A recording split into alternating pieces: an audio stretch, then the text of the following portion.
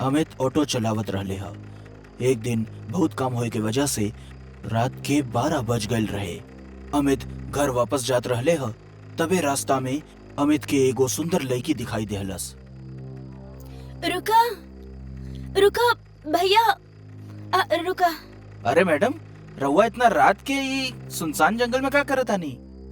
भैया, हम ये जगह केहू के जानी नहीं ना, यहाँ पर नया आयल बानी। कहाँ जाए के बा रहुआ के? ऊ ओकरा के एक पर्ची दे के कहली ह। हमरा के ई पता पर जाए के बा। ठीक बा मैडम। अमित अपन ऑटो चलाते रहल कि ओकर ध्यान शीशा पे गईल। शीशा में रूपा के असली चेहरा दिखात रहल ह। रूपा एगो चुड़ैल रही। हे भगवान, ई का मुसीबत आ गईल बा। ई लड़की तो एगो चुड़ैल बा। भगवान हमार रक्षा करी, हमरा के बचा ली। भैया बस ऑटो रोक दी, हमरा यहाँ जाए के बा। हे भगवान रक्षा कर, भगवान रक्षा कर। कितना पैसा भइल? अमित बिना पैसे लिए डर के मारे ऑटो के पूरा तेजी से भगा के अपना घर वापस जात रहले ह। बिना खाए पिए अमित सो गईल। सवेरे जब उठले ह। रात के का भइल रहे जी? भूत देख ले रहनी का? तोरा कैसे पता? अरे हम तो मजाक करत रहनी। आप सीधा आईनी और कुछ बोलनी भी ना, खाना भी ना खैनी और बस जाके सूत गईनी। हमरा कुछ याद नहीं खे। अमित और कमला आपस में बात करत रहले ह कि तबे रूपा दरवाजा खटखटावली। का हम अंदर आ सकेनी? रूपा के देख के अमित के पसीना छूटे लागल। आई अंदर आई आई। ई मोहल्ला में हम नया बानी। भैया कल हमरा से पैसा ले ही वहाँ से चल गए रहले। कोनो बात नहीं के। का भइल रहे जी? आपके इतना पसीना काहे छूट रहल बा? गर्मी बहुत ज्यादा बा ना, शायद यही से। हाँ। रूपा पैसे देके चल गईली। अमित और कमला आपस में बात करे लगले। आपके तबीयत ठीक बा ना? तू लड़की से दूर रहा, यही में हमने के भलाई है। अरे ई का बोल रहल बानी जी आप? अमित काम करे चल जाला। कमला रूपा से मिले चल गईली। अरे दीदी आप यहाँ? हाँ, हम सोचनी तू नया आयल बाड़ू, अकेले सामान के व्यवस्था ना कर पैबू, ऐसे हम यहाँ तहार मदद करे खातिर चल आईनी। बहुत अच्छा कहनी। वैसे आपके नाम का बा? हमार नाम कमला बा। और तोहार? हमार नाम रूपा बा। वैसे भैया बहुत अच्छा बानी, वो रात में हमार मदद कैले रहनी। रूपा नाम बहुते बढ़िया बा। कौनो चीज के मदद के जरूरत होके तो हमरा जरूर बताइया। कमला के ओजा बहुत अजीब गंध महसूस होला और वो घरे आ जावेली। रात हो जाला। अमित और कमला सोवत रहले ह। तबे कमला के अजीब सा डरावना आवाज सुनाई देहलस।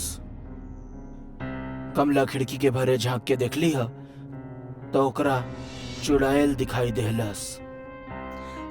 चुड़ैल?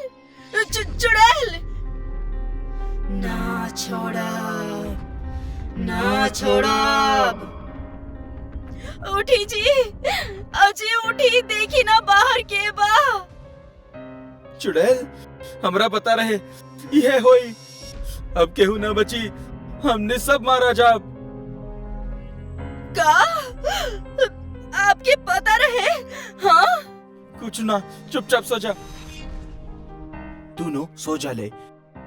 सवेरे उठते ही अमित मोहल्ले के सरदार से बात करे खातिर चल जाला। सरदार के साथ अमित के दोस्त सुमित भी रहल ह। अमित का बात बा? तू बहुत डरान बाड़ा। सरदार जी, हमने की कुछ करे के पड़ी। का भइल बा? पहले बताइबा तब ना। हमने के मोहल्ले में चुड़ैल रहेली। काल रात हम और हमार पत्नी कमला दोनों वो चुड़ैल के देखनी हा। चुड़ैल कुछ बोलत रहली। हाँ, कहली रात में जिकरा देख ले ओकरा के छोड़ब ना। तू जरूर कोनो सपना देख ले बड़ा। अरे हमनी के मोहल्ला में कोनो चुड़ैल नहीं खे। सरदार वजह से चल जाला। अमित और सुमित आपस में बात करे लगले। अमित, हमनी के मोहल्ला में एगो नया लड़की आयल बिया, बहुत सुंदर बाड़ी, वो हमरा त बहुत पसंद बा। सुमित, तू दूर रही है उ लड़की से। का भइल, ऐसे काहे बोला ताड़ा? कहीं के उहे लड़की चुड़ैल है, तू गजब के मजाक करेला। मत कर विश्वास हमरा बात के, एक दिन पछतावा लोग। एक दिन सरदार रास्ता से जात रहल ह, त सामने से रूपा के औते देख रुक जाला। तो तू ही बाड़ू नई लड़की? हाँ, बाकी आपके बानी? हम ई मोहल्ला के सरदार बानी। अच्छा, त आप बानी सरदार जी। रउआ के कोनो प्रकार के मदद चाहिए तो हमरा बता दी है। मदद? ओ त तहरा के चाही हो कि आज। कुछ कहनी रउआ? कुछ ना, आज रात आप हमरा घर आई खाना खाए खातिर। रात हो गई रहे। अमित और ओकर पत्नी कमला सो नइखे पौलन।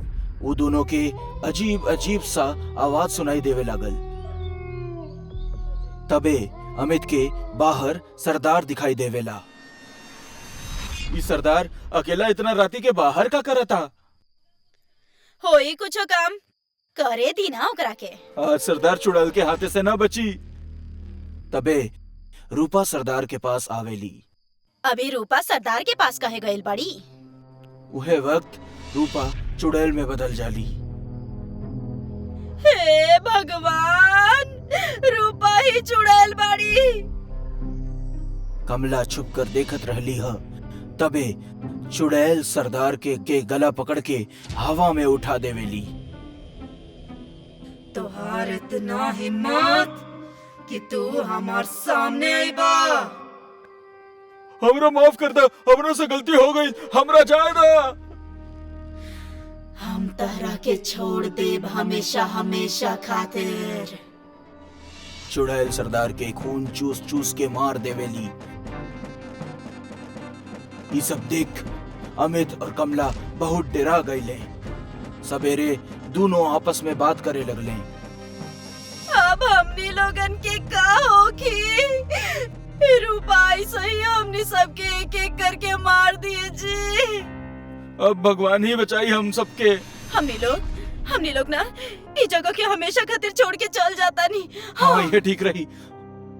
हम आज कुछ पैसा उधार लेके आवता नहीं, काल हमनी के ही मोहल्ला छोड़ के हमेशा खातिर चल जाए।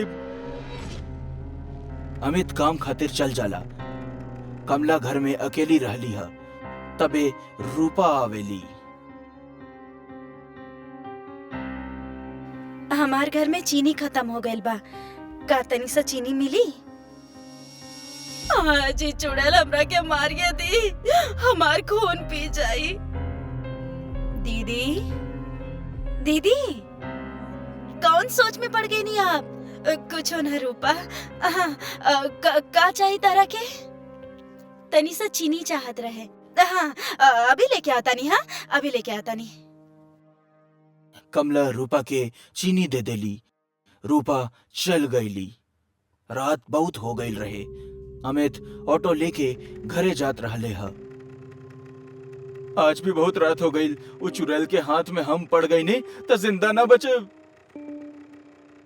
तबे अमित के सुमित दिखाई देला।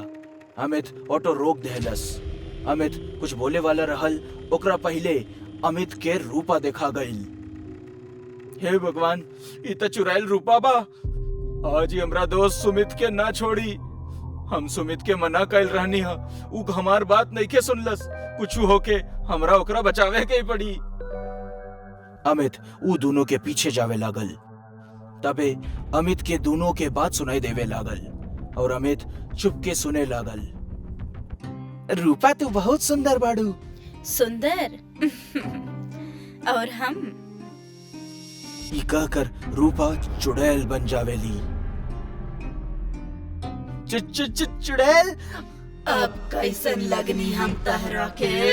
हाँ? बानी ना सुंदर, बानी ना सुंदर।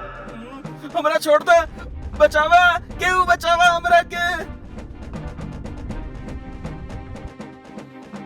अमित कुछ कर सकेला ओकरा पहले ही चुड़ैल सुमित के गला तोड़ देहलस और ओकर खून पिए लागल।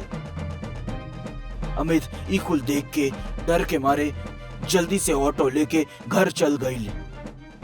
का भैया जी, इतना देर कहाँ कर देनी? हाँ, और इतना डराल काहे बानी आप? कमला, वो चुड़ैल ने सुमित के हमरा सामने मार दिलस। हम वही रहे, सब देखत रहनी, लेकिन कुछ न कर पैनी। का? सुमित के मार देली चुड़ैल? हाँ, अभी चुड़ैल के कुछ करे के पड़ी, ना तो हमनी लोगों में से केहू के जिंदा ना बची। हाँ, मेरे को बाबा की जानत आनी, वो हमनी के मदद जरूर करी है।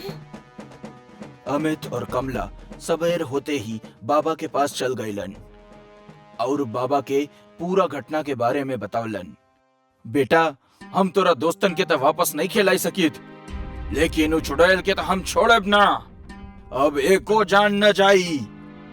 बाबा, कृपया कुछ करी, एकर समाधान बा। हम जोन बोले तू लोग उतना खाली कई के रखी हा। हम कल तोहरा घर आएब। रहुआ बताई हमने के का करे के बा? बहुत सारा लकड़ियन के इकट्ठा कई के रखी हा और केहू से जिन बताई हा कि ई कुल हम कहले बानी तोहरा के करे खातिर। अमित कमला घर वापस आ जाले। जैसे बाबा बतवले रहले वैसे ही अमित बहुत सारा लकड़ियन के इकट्ठा क के रख देहलस। शाम हो जाली, फिर बाबा हो जा आले। नमस्कार बाबा। सदा खुश रह बेटवा। लकड़ियन के इंतजाम हो गईल? जी बाबा, हो गईल। रात हो गईल। बाबा पूजा करे लगलन। तबे रूपा चुड़ैल बनकर बाहर आ गईल। के करे तेरा हिम्मत जे हमरा के बुलेलस? आज हम ओकर खून पी जाएब। हमार हिम्मत भइल। आज तोहार आखिरी दिन बा, तब बतावा तोहार कोनो आखिरी इच्छा बा?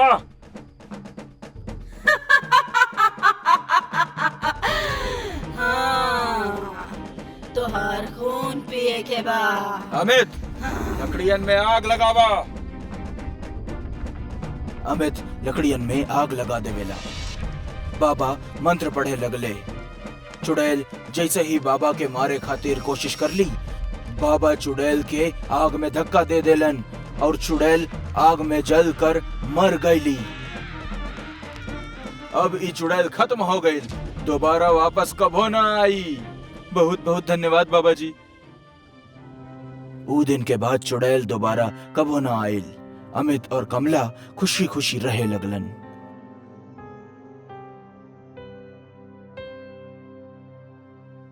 आज की कहानी आज से तकरीबन 40 साल पहले देवगढ़ में घटल रहे। ऊ जमाना जेके पुराना जमाना कहल जात रहल। उस जमाना में अस्पताल के खातिर लोगन के घंटन का समय तय करके शहर जाए के पड़त रहल। ऐसे में देवगढ़ में दाखिल भइले डॉक्टर शैलेश, जौन चिकित्सक विज्ञान के इतना बेहतर जानत रहले कि ऊ दावा करत रहले कि ऊ मरल आदमी के भी जिंदा कर सकत रहले। आई जानल जाओ कहानी के एकदम शुरुआत से। 40 साल पहले एक छोट सा खंडर के इलाका के पुनः निर्माण क के एगो छोटा से अस्पताल के तौर पर बनायल गयल। डॉक्टर शैलेश एकमात्र ऐसन चिकित्सक रहले जौन ऊ गांव में रहत रहले। खैर, केहू भी आज तक ही जान ना पायल रहे कि ऊ गांव में कौना जगह रहत रहले, काहे कि आज तक केहू भी उनकर घर के ना दिखले रहल। हर केहू उनकरा अस्पताल में ही दिखले रहल। 3 मई 1982 के उहे गांव में रहे वाला बिमलेश आपन बूढ़ा बाबूजी के लेके अस्पताल पहुंचल। उनकरा दिल के द्वारा पड़ल रहे। स्ट्रेचर पे लिटा के ऑपरेशन थिएटर तक ले जात जात ही ओकर बाबूजी के नब्ज जवाब दे दिले रहल। बिमलेश फूट फूट के रोए लगल और ओकरा उदासी के देख के डॉक्टर शैलेश ओकरा सांत्वना दे कहले, ये हमार अस्पताल है, यही जब मरल लोग भी जी उठेले। तू हमरा के थोड़ा समय दा, तोहार बाबूजी जीवित हो जाइए। तकरीबन 25 मिनट के लगातार इलाज के बाद विमलेश के बूढ़े बाबूजी बिना कोनो सहारा के ऑपरेशन थिएटर से बाहर अपना आप चलत चलत आ गेले। विमलेश के अपना आंख पे बिल्कुल भी विश्वास न होत रहल कि डॉक्टर साहब उनकरा बाबूजी के फिर से जिंदा कर देले बाड़े। बाबूजी, हमरा के अपना आंख पे विश्वास ना हो रहल बा कि आप बिल्कुल ठीक बाड़े। विमलेश के बाबूजी ओकर बात के कोनो भी जवाब ना देले और सीधा अस्पताल से निकल गए। ओकर बाबूजी बिल्कुल कोनो कठपुतली के तरह सीधा चलत जात रहले। विमलेश के अपन बाबूजी के ई व्यवहार बहुत अजीब लागल। इहे बात वो डॉक्टर से पूछलस। अरे डॉक्टर साहब, ई हमार बाबूजी ठीक तो हो गए बाड़े, लेकिन ये इतना अजीब बर्ताव काहे कर रहल बाड़े? विमलेश बाबू, तोहार पिताजी मौत के मुंह से बाहर आयल बाड़े।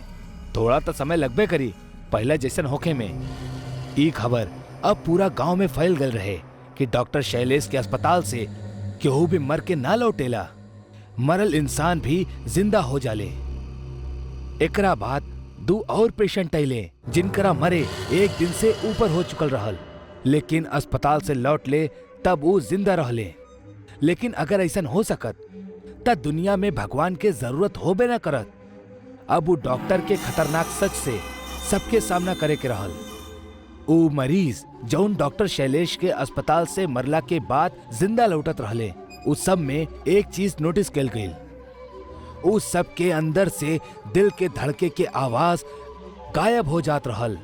उनकर पहले के व्यवहार और अब के व्यवहार में जमीन आसमान के फर्क हो जात रहल।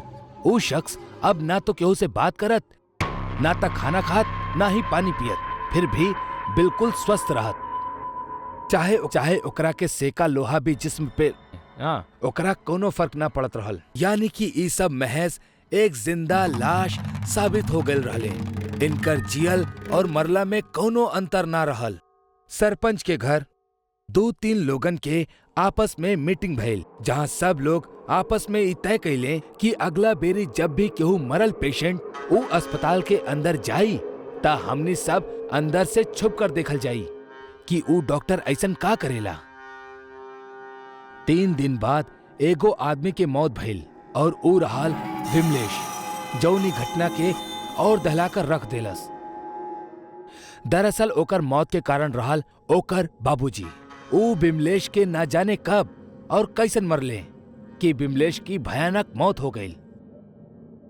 ओकर लाश के लेके 2 लोग अंदर अस्पताल में गए और अस्पताल में जात ही डॉक्टर शैलेश उनकरा के बाहर रोक देले और कहले कि अंदर हमनी एकर इलाज करके जल्दी बाहर भेज दे।